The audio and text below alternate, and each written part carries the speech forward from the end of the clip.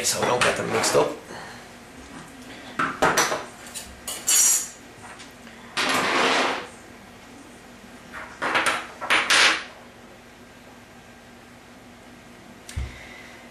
Now, first thing, off the Velcro strap, remove the battery cover.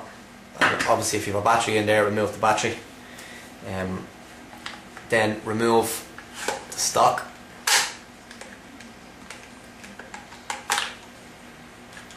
Push it actually down and it comes off much easier. You're left with the stock tube. So now what you want to do is only get a screwdriver straight down the middle. Find the screw head, which is, the screwdriver is actually magnetised, so I'm finding it difficult to sit it in the middle. It's a mind of its own.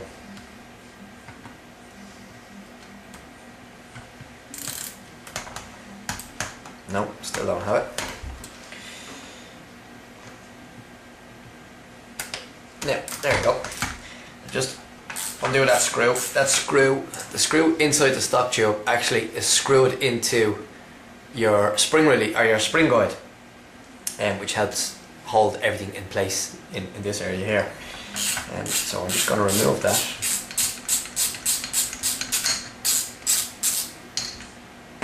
Oh, I meant to say, on some AEGs, on some M4s, some manufacturers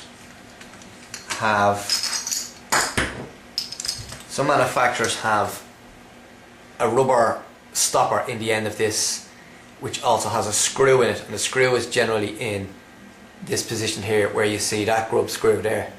There's normally a screw in that position that you need to open before taking out the rubber grommet that's blocking the hole. Before you go jabbing a screwdriver in and trying to pop it off, just remember there is on some models a screw here to take off the rubber grommet that blocks that hole. Okay, that's the stock tube off. Now, also in some cases, on this AEG in particular, this plate comes away. Okay, it's just a stopper plate to block the holes up at the back here. Okay, on some AEGs that is actually attached to the stock tube like so, all in one piece. This one, it's separate.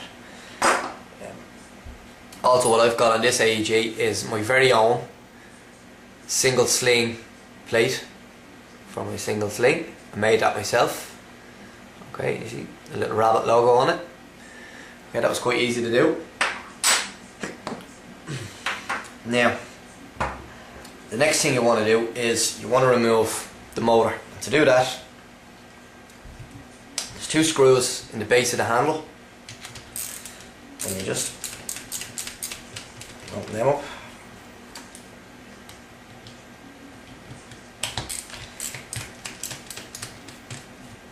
And these are Phillips heads. On some AEGs they will be Allen head screws, which I think are much better, because I find that the Phillips head screws get torn up a bit from opening and closing them continuously.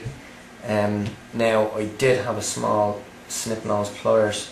Don't seem to have it here at the moment. You can use a snip nose pliers to remove the wires from the motor. You don't have to. You could use a small screwdriver like I've just done there. The motor should come out with ease. Shouldn't be anything stopping that motor coming out.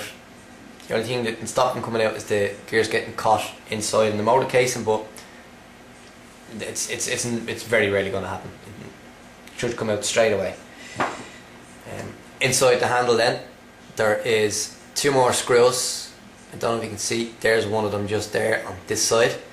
You can see it down there. There's a Phillips head on that side and another one over where the red wire is as well. Okay, so they need to be opened. They are attached to the gearbox.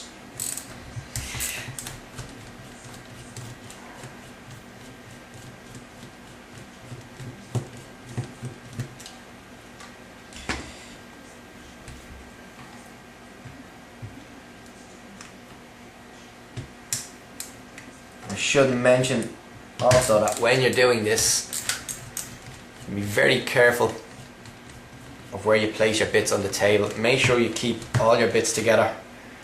If you've taken the handle apart, put the motor with the handle and put the 2 screws off the handle with the handle as well.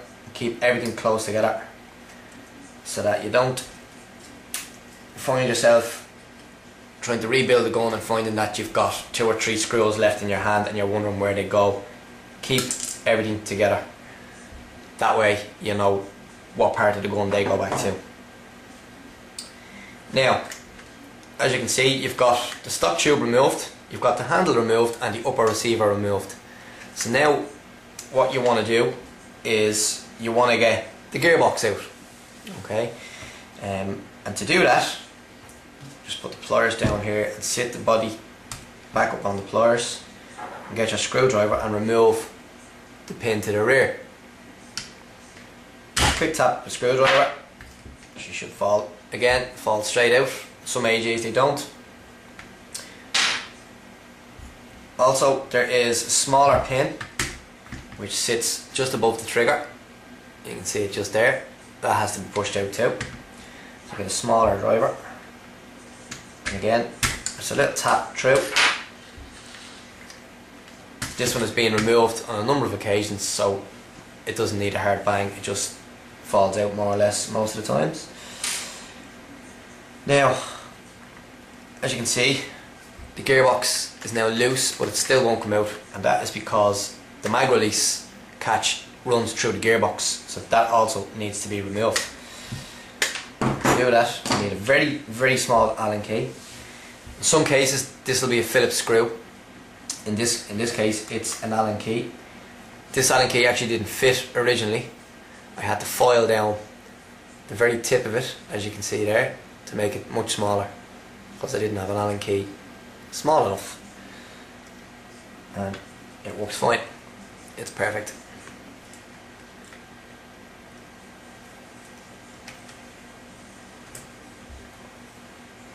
It's a long-ish screw, so just give it a few turns. Now, again, keep these small bits together because you will lose them. Also, there's a spring. You need to take that out as well. And the catch should just fall out the far side, like so. And there's your mag release catch. Now, that's everything that needs to be removed from the body, so it all comes apart. And then you are able to take out your gearbox. Take out from the rear first and slide out like so. Okay, and there's your gearbox. We'll just put that to the side for now. And there's your lower receiver. This guy doesn't do anything, but it's not attached to anything. It just sits in a certain hole, so just be careful you don't lose that either.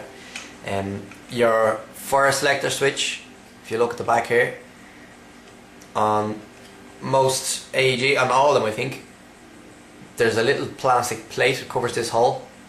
If you ever need to fix or replace your fire selector switch, you must pop that off so you can get access. There's a small Phillips screw, I don't know if you can see it, but there's a small Phillips screw inside on the back of the selector plate, or selector switch. You need to open that to remove the switch. I don't need to do it, so I'm not going to open it, but I did, as you can see, I did have to do it at one point, and that's why that's missing. Now I can glue it back on, but I'm not going to bother. Okay, so that's it. That's your AEG, upper and lower receiver taken apart, and gun basically stripped down, and that's what you're left with. Perfect if you want to spray the gun. Just remove everything and spray away. The next video I will do will be takedown of the gearbox, version 2 gearbox found in most M4, M16s, and also MP5s I think also use version 2 gearboxes. But that'll be the next video. Will be the takedown of the gearbox. They're fairly easy to do. I won't go into too much detail now, but that's going to be the next video. You take down the gearbox and how to remove everything and how to put it back together again. Okay, so that's it. Thanks for watching. This is AirsoftGearMods.